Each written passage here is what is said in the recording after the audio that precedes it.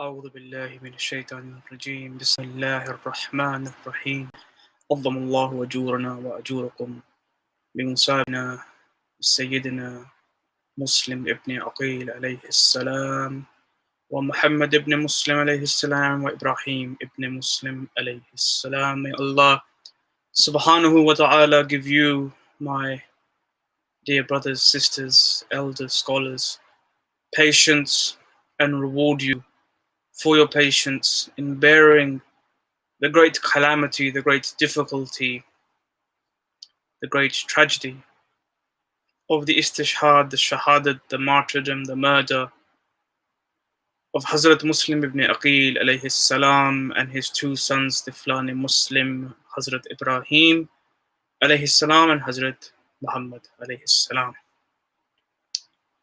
We are inshallah going to have a brief program in which we will remember some of the life lessons and biographies of these three individuals, and also discuss a few points, inshallah, for the upcoming blessed and tragic month of Mahi Muharram. Before we begin, as with every majlis we've held, and we wish, of course, that we were with you in person, but unfortunately, as the world continues to reel in the aftermath or the ongoing pandemic that we are suffering from, we are with you from behind a screen. But as we did in previous Majalis in the month of Ramadan, we're going to begin with a recitation of Ziyarat Ashura in remembrance of Abu Abdullah al-Hussein alayhi salam. Can I ask you that you recite with us and that you gift the hadiyah of this ziyarat as well as the hadiyah of the Fatiha to the following marhumin: Zunaira Sheikh, Nargis Parveen Sheikh, Rustam Ali Sheikh, Parveen Akhtar Sheikh, Shad Begum Sheikh, Asif Ali Khan, my grandfather Ghulam Reza, whose birthday it is today, and all the marhumin of all those gathered, all those listening, and all those who have no one to recite the Fatiha for them. Al-Fatiha. Bismillah ar-Rahman ar-Rahim. Alhamdulillah. Bismillah ar-Rahman ar-Rahim. Bismillah.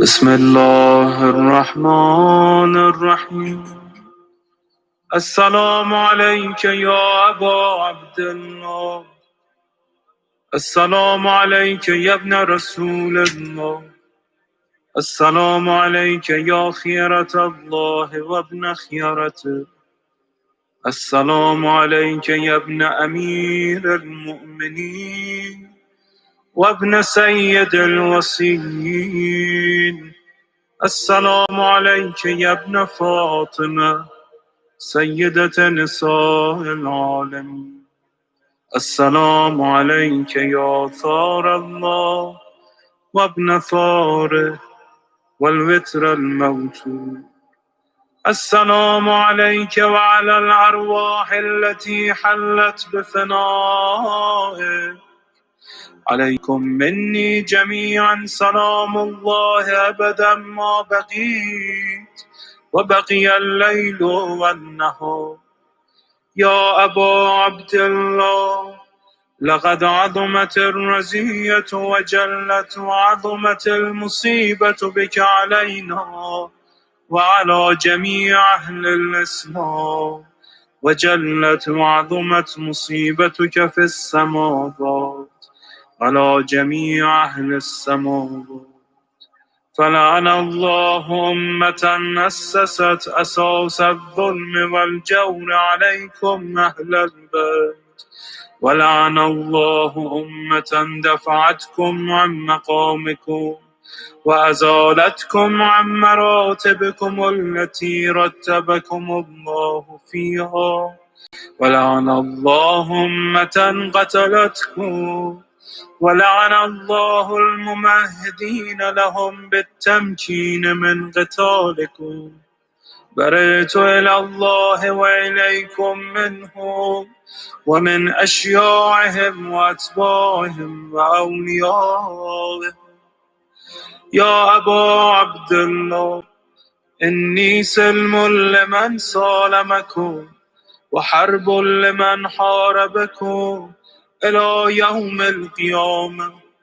ولعن الله آل زياد وآل مروان، ولعن الله بني أمية قاطبة، ولعن الله ابن مرجانة، ولعن الله عمر بن سعد، ولعن الله شمرا، ولعن الله أمة أسرجت وألجمت وتنقبت لقتال. بأبي أنت وأمي لقد عظم مصابك، فأسأل الله الذي أكرم مقامك وأكرمني بك أن يرزقني طلب ثارك مع إمام منصور من أهل بيت محمد صلى الله عليه وآله. اللهم اجعلني عندك وجيها بالحسين عليه السلام في الدنيا والآخرة. يا أبا عبد الله، إني أتقرب إلى الله وإلى رسوله وإلى أمير المؤمنين وإلى فاطمة وإلى الحسن وإليك بمضالاتك وبالبراءة ممن قاتلك ونصب لك الحرب، وبالبراءة ممن أسس أساس الظلم والجور عليكم. وأبرأ إلى الله وإلى رسوله ممن أسس أساس ذلك وبنى عليه بنيانه وجرى في ظلمه وجوره عليكم وعلى أشيائكم.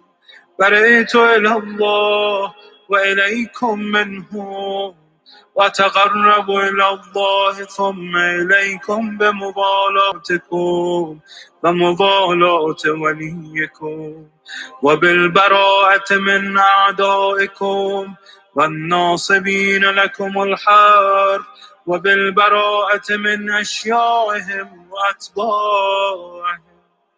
إني سلم لمن سالمكم وحرب لمن حاربكم وبدي لمن والاكم وعدو لمن عاداكم.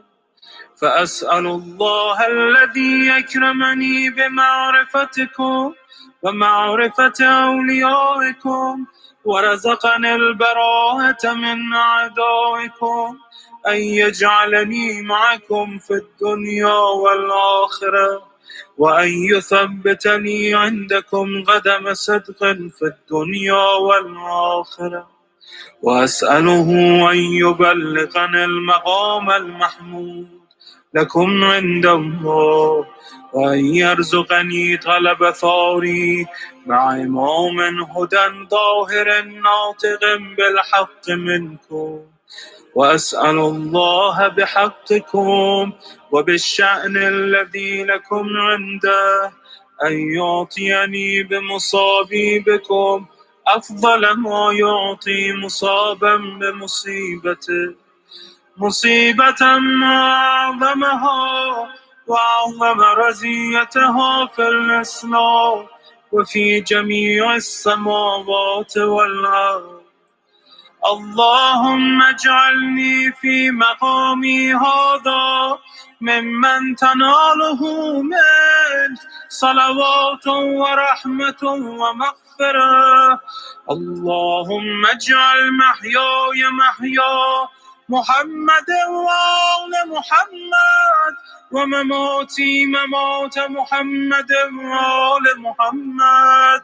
اللهم إن هذا يوم تبركت به بنو أمية وابن آكلة الأكباد، اللعين ابن اللعين على لسانك ولسان نبيك صلى الله عليه وآله في كل موطن وموقف وقف فيه نبيك صلى الله عليه وآله. اللهم لعن أبا سفيان ومعاوية ويزيد بن معاوية عليهم منك اللعنة أبد العابدين. وهذا يوم فرحت به آل زياد وآل مرحوم بقتلهم الحسين صلوات الله عليه. اللهم فضاعف عليهم اللعن منك والعذاب الأليم. اللهم إني أتقرب إليك في هذا اليوم وفي موقفي هذا وأيام حياتي بالبراءة منهم واللعنة عليهم وبالموالاة لنبيك وآل نبيك عليه وعليهم السلام. اللهم لعن أول ظالم ظلم حق محمد وآل محمد وآخر تابع له على ذلك. اللهم لعن العصابة التي جاهدت الحسين وشايعت وبايعت وتابعت على قتله. اللهم لعنهم جميعا. السلام عليك يا أبا عبد الله وعلى الأرواح التي حلت بثناء. عليك مني سلام الله أبدا ما بقيت وبقي الليل والنهار ولا جعله الله آخر العهد مني لزيارتكم.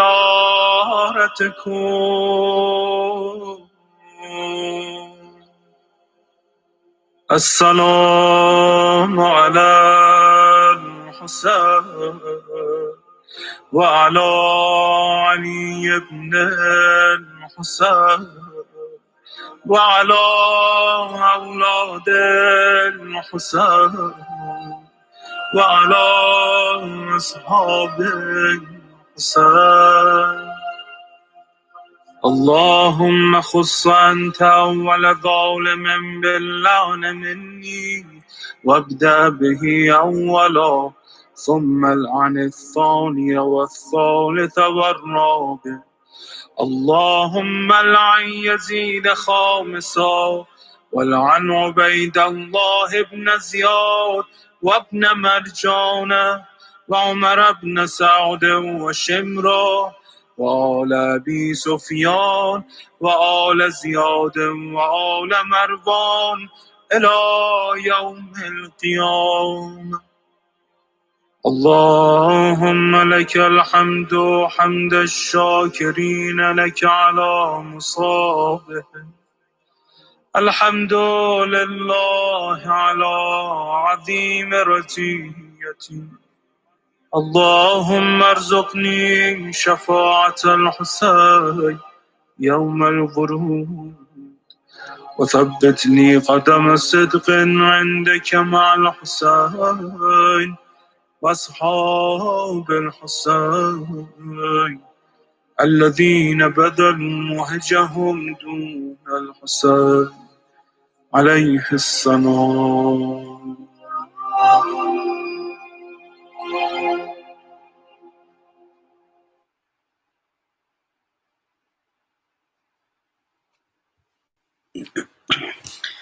اللهم صل على محمد وآل محمد وعجل فرجهم.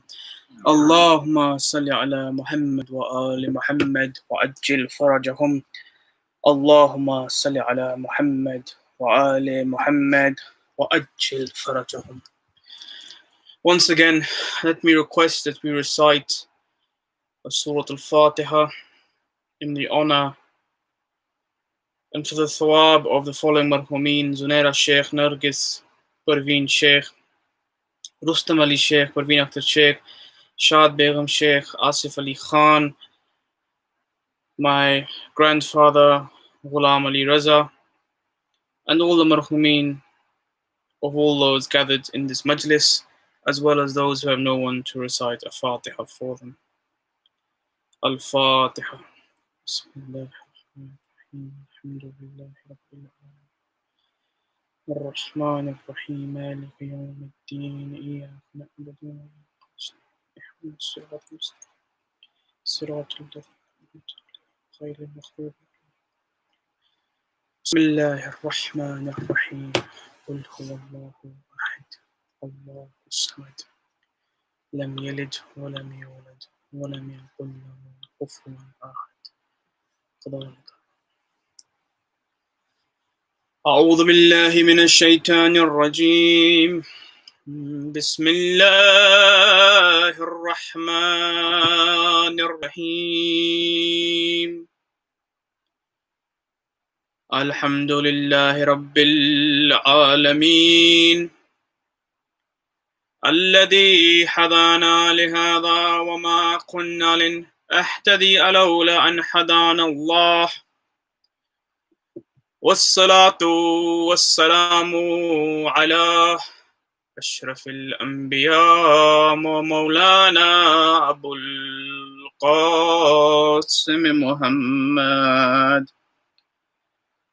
اللهم صل على محمد وآل محمد وعجل فرجهم وعلى أهل بيته الطيبين الطاهرين المظلومين ولعنة الله على أعدائهم أجمعين.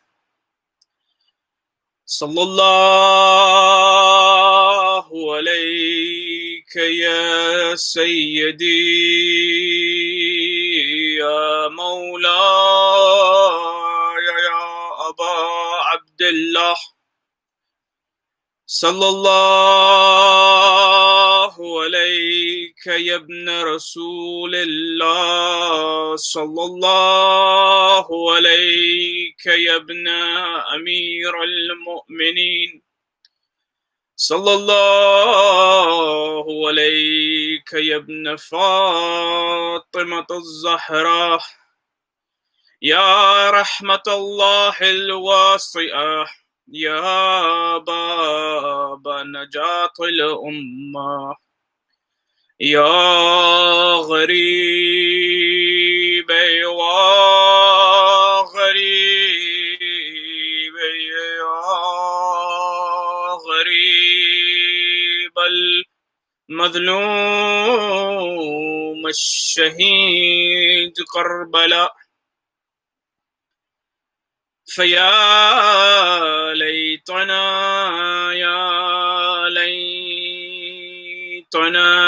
كنا معكم صادقين فنفوز والله فوزا عظيما. We say as part of our ziyarah, O Aba Abdullah, Ya laytana, if only kunna ma'akum sadati, if only time had allowed us, meaning if only we had been there with you, we too, swearing by God, would have achieved a great victory. Amma ba'd. فقد قال سيد الشهداء إمام أبي عبد الله الحسين عليه السلام in a letter to the people of Kufa, says, in the name of Allah, the Beneficent, the Merciful, from Hussein, son of Ali, to his believers and Muslim brothers. I praise Allah the Almighty, besides whom there is no other deity. Now then, I have received the letter from Muslim ibn Aqil, informing me regarding the fairness of your intentions and the compliance of your nobleman to assist us and seek our right.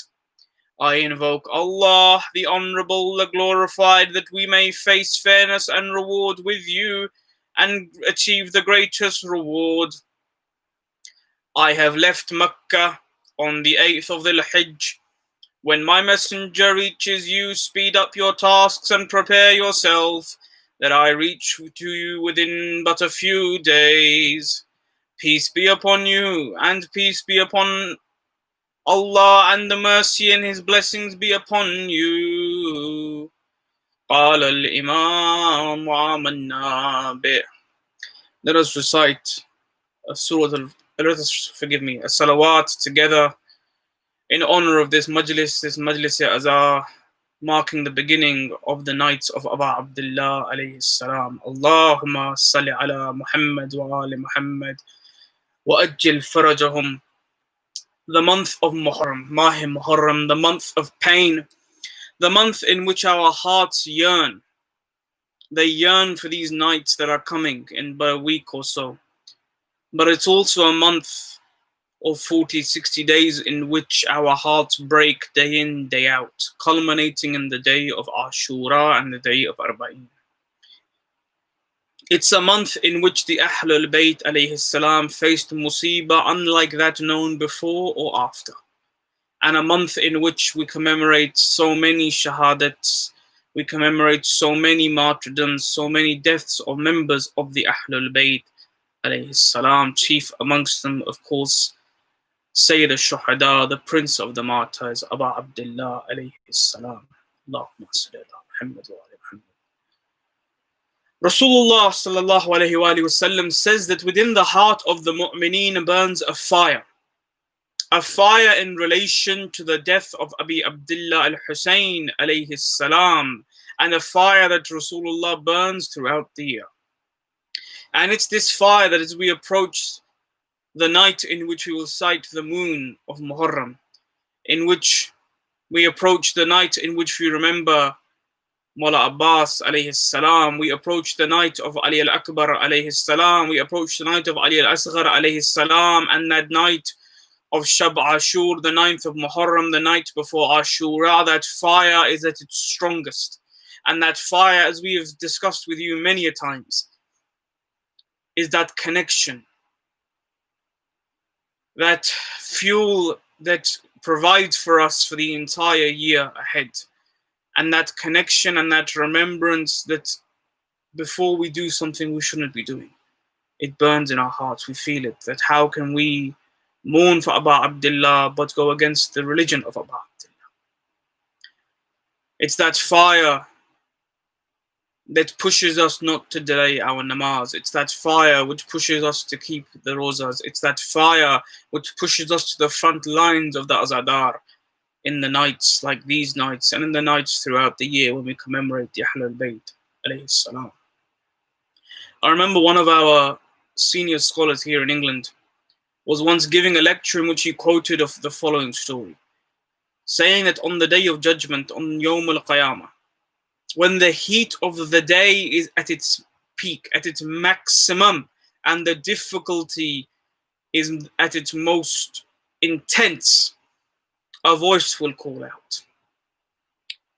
And no, this is a day unlike any other day any of us can even imagine, let alone face. Our entire lives in front of us on the Mizan, the fires of hell on one side, the cool, flowing air of Jannat on the other, and the decision to be made about our future in front of us. A voice, he said, in quoting this narration, will call out, where are the azadar of Abu Abdullah alayhi salam? Where are those who mourned Abi Abdullah alayhi salam?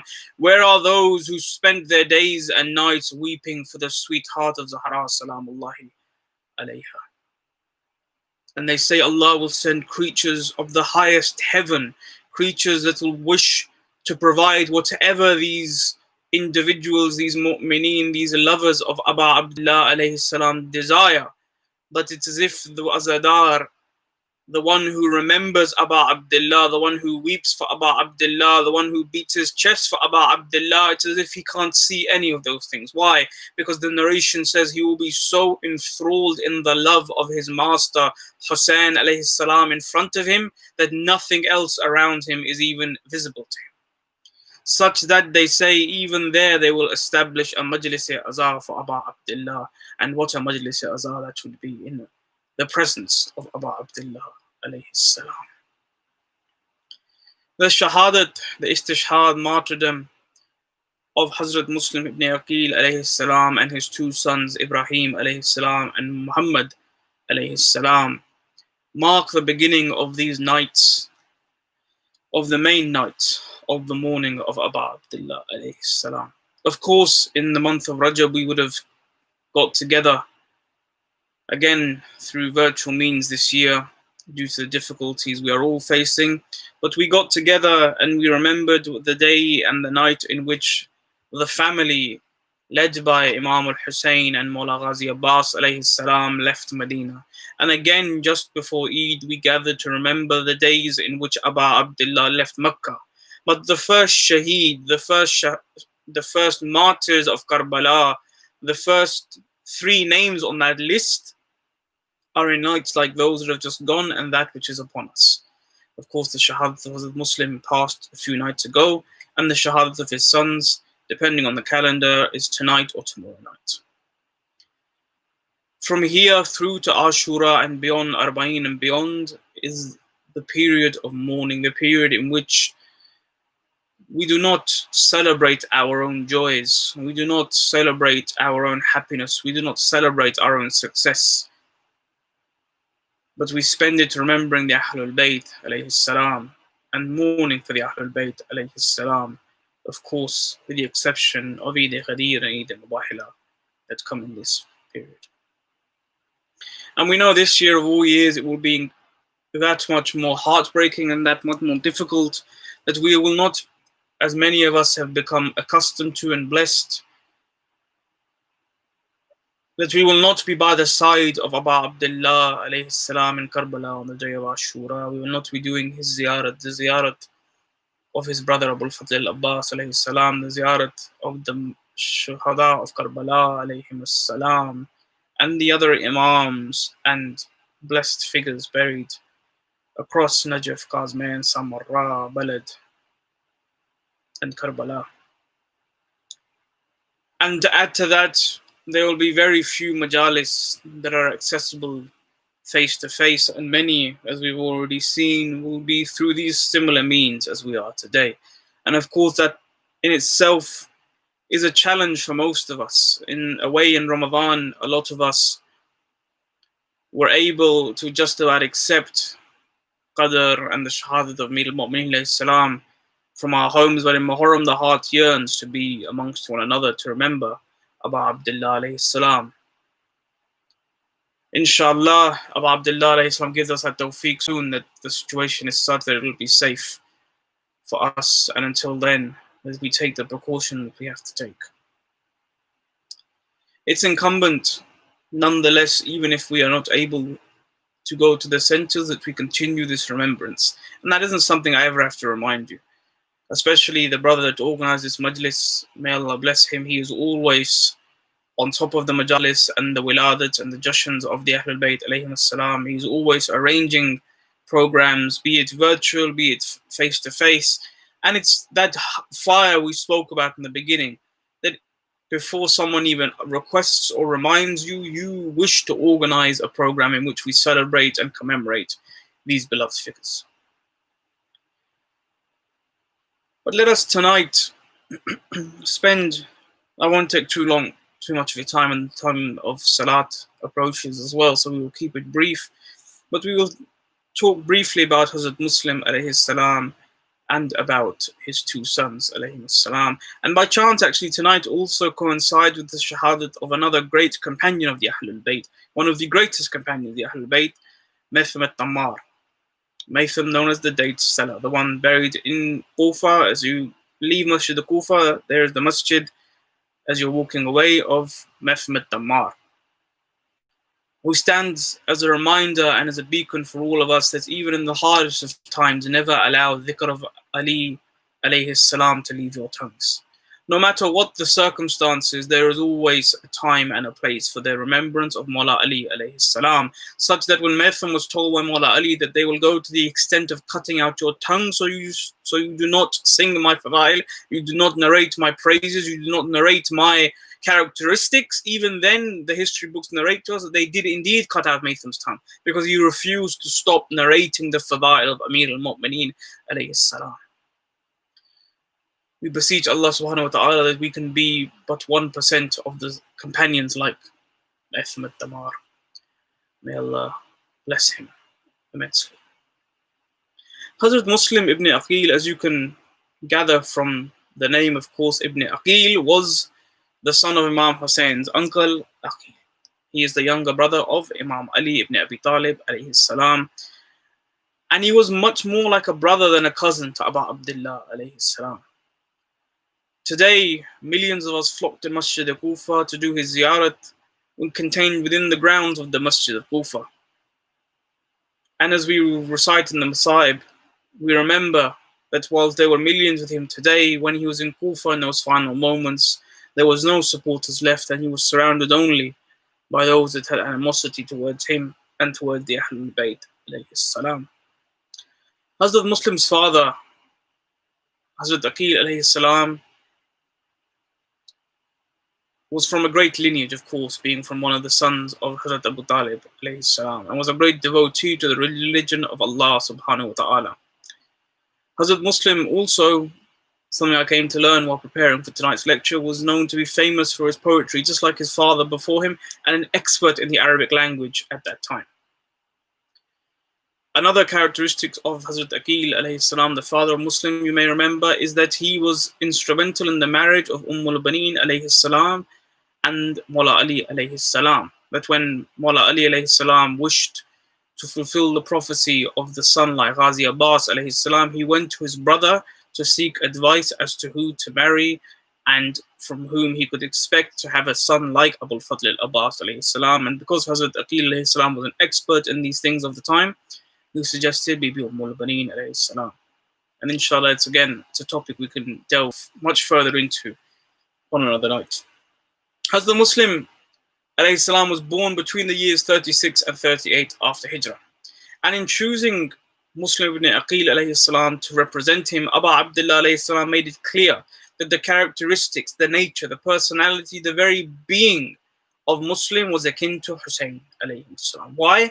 Because the person he was sending, and in general we will see in the Imams and the Ahlul Bayt, the people they send in situations like the situation we found in Kufa, embody them in as much completeness as is possible. Because they are representing the Imam of the time, because he is going as the messenger of the Imam Waqt Abu Abdullah alayhi salam, it was incumbent that he represent him in not just his behaviors, in not just his speech, in not just his characteristics, but in his every stance and every possible being. Hazrat Muslim had 5 other brothers who fought alongside Abu Abdullah in Karbala, and all was shaheed. Aoun, Ali Akbar, Moosa, Muhammad, and Abdul Rahman.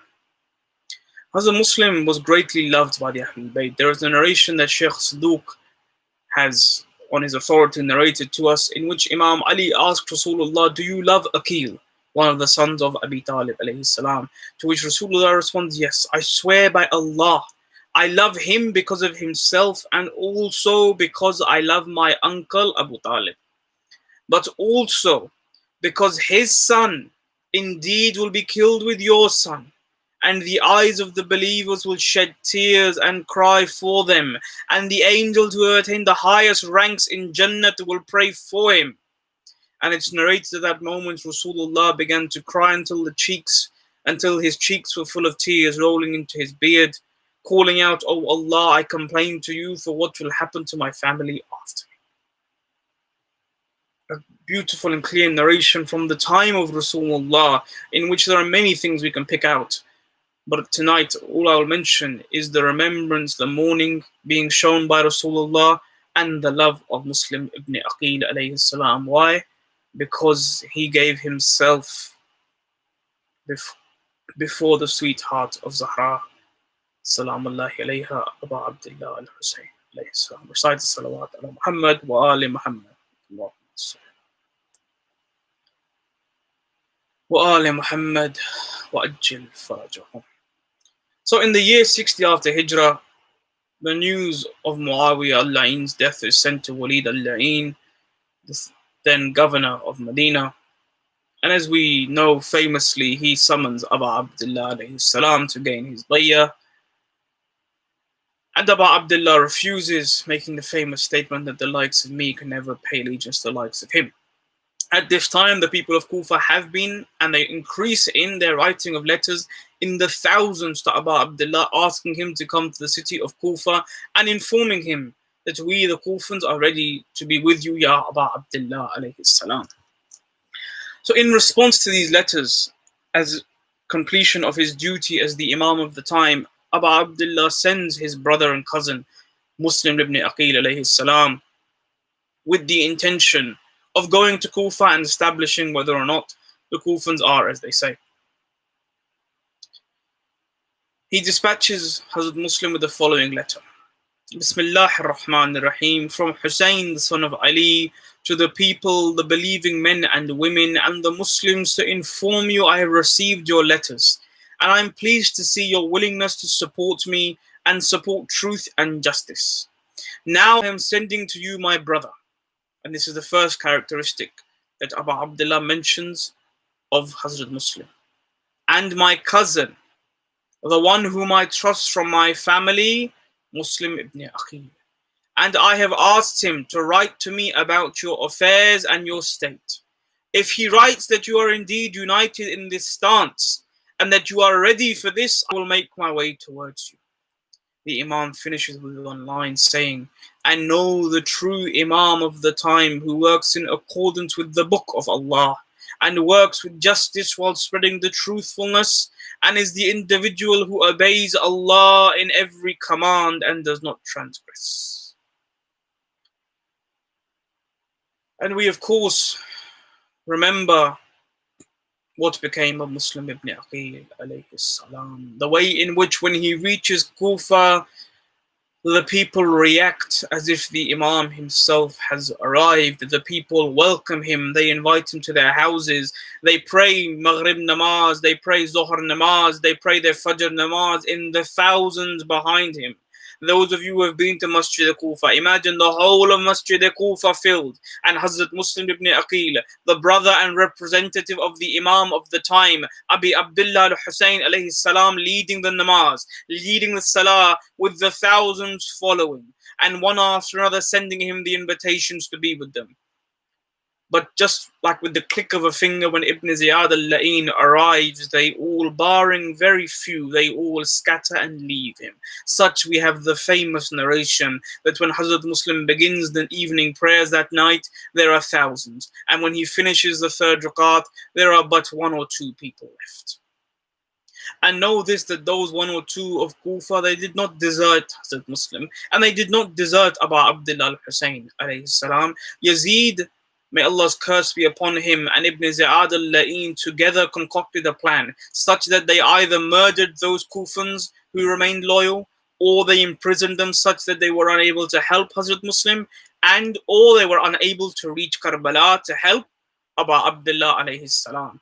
There are of course those who by the will of Allah subhanahu wa ta'ala, like Hazrat Habib alayhi salam, like Hazrat Muslim ibn Awsja alayhi salam, who reached to Abu Abdullah in Karbala, but there are others like Hani ibn Urwa, Mukhtar, and others who are unable to leave Kufa or are imprisoned or are murdered.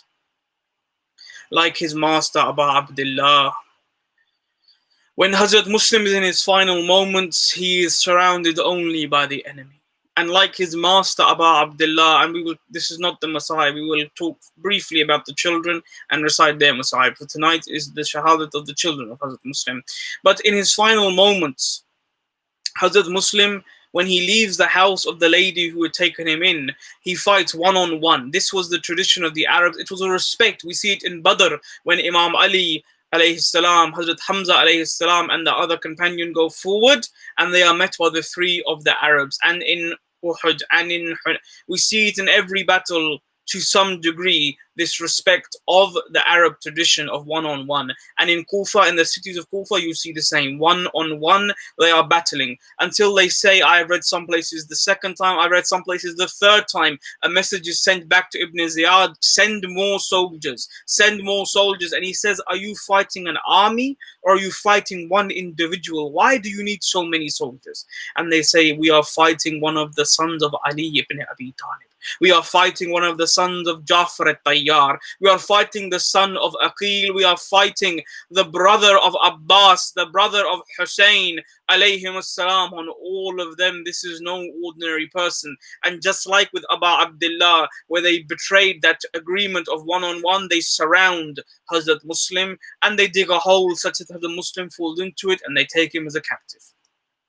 In his final moments, just as in the final moments of Abu Abdullah, Hazrat Muslim makes some requests and Abu Abdullah makes some requests. They both ask for water. Abu Abdullah has a arrow in his mouth, he cannot drink the water. Hazrat Muslim was struck in the mouth such, they say 3 times water was brought.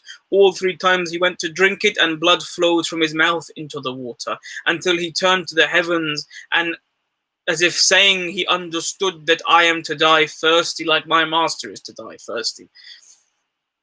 The second request was what? Now we know Hazrat Muslim came with his children. Abu Abdullah had said to him, because of how ferocious and brave a warrior he was and how famous he was for these qualities, he had said, take your children with you such that the Kufans know you are coming as my representative and with nothing but peace in your heart. Just like he, Abu Abdullah alayhi salam, took his children and his family with him. Hazrat Muslim in this moment does not ask for his children to be safe. He does not even ask where his children are, what has become of them. He doesn't ask for his family. No, he says one final thing before they cut his head. What? Ask my brother Hussein, do not come to Kufa. Tell my brother Hussein, the Kufans are not what we thought they were. His very final moments, Hussein, Hussein, Hussein, Hussein never belittled this remembrance of Abu Abdullah alayhi salam. As we said, Hazrat Muslim was shaheed from the castle of Kufa, which was not historically far from Masjid Kufa. But today when we go to Kufa, you see the majestic Masjid Kufa, which is one of the biggest masjids in the world. And there is no sign of the courtyard and castle of Ibn Ziyad from where his body was thrown. But there was 2 young sons with him. Hazrat Muhammad alayhi salam and Hazrat Ibrahim alayhi salam. Unfortunately, in the English language, and I ask your forgiveness for my shortcomings in being limited to the English language, but there is not much information about these 2 children except for their shahad. But we know they were around the ages of 7 and 8 or 9. So young children, 2 young boys, but of course young boys of the Ahlul Bayt alayhi salam, not your average youngster. And they say when their father was shaheed, the 2 boys were taken by the army of Ibn Ziyad, la'anatullahu alayhi, and were thrown into the dungeons of Kufa. 2 young boys imprisoned in horrendous conditions, where there was the burning sun by day and only darkness by night. One of the guards who was in charge of watching over these 2 children, he narrates that one night he took the watch of the children from the previous guard and he brought them their evening meal. And he noticed that the older brother was consoling the younger brother. The older brother was doing dua and giving the younger brother some comfort in these difficult moments. And he was taken aback. These are 2 young boys, 7 and 8 years old. But what they were speaking and the way in which they were supplicating was unlike anything he had seen. So he asked them, who are you? Who are you 2 boys? And the narration tells us that Ibrahim alayhi salam says, do you know Muhammad ibn Abdullah sallallahu alayhi wa sallam? And the guard became angered by this. He responds, what sort of question are you asking me? Of course I know who Rasulullah is. Of course I know the Prophet of Allah. And without this knowledge, what faith would I have? My faith would be incomplete. So Muhammad asks, do you know Jafar at-Tayyar alayhi salam? And the guard again says, yes, he is famous amongst the Muslims for all the fazila that we today know of Jafar alayhi salam. One by one, they ask him, do you know about Amir al-Mu'mineen Ali ibn Abi Talib? Do you know about Hazrat Aqil alayhi salam? Finally, do you know of Hazrat Muslim, the son of Aqil? The guard told these boys, these are the Ahlul Bayt. the family of Rasulullah, the loved ones of Rasulullah, the beloved of Rasulullah. But young boys, how do you know so much about this topic? To this, Ibrahim says, how can we not know when we are the children of Muslim ibn Aqil? We are the descendants of Rasulullah sallallahu alayhi wa sallam. When the guard heard this, he began to cry, he began to weep, he began to admonish himself, yani asking forgiveness, complaining of his own behavior and saying to them, forgive me, for I did not know you were from the Ahlul Bayt. Forgive me, O children. And it says that he releases them from that dungeon into the night of Kufa. Just like Muslim ibn Aqil alayhi salam, these boys were strangers to Kufa. They did not know their way around the city. They were young. And Ibn Ziyad's soldiers, fearing that those loyal to Hazrat Muslim and Abu Abdullah alayhi salam may rise up and react to the killing of Hazrat Muslim, had stationed themselves in many streets and roads in Kufa. The boys were tired, they were exhausted, they had no place in Kufa to go for safety until eventually they reached somewhere by the side of the Furat, by the side of the river Euphrates. It says they drank some water and they hid near a tree until an elderly woman saw them and she asked who they were. Being young boys, they revealed that we are the sons of the Shaheed Muslim ibn Aqil. We are the sons of Muhammad, Ali and Fatima, Hussein, the family of Rasulullah.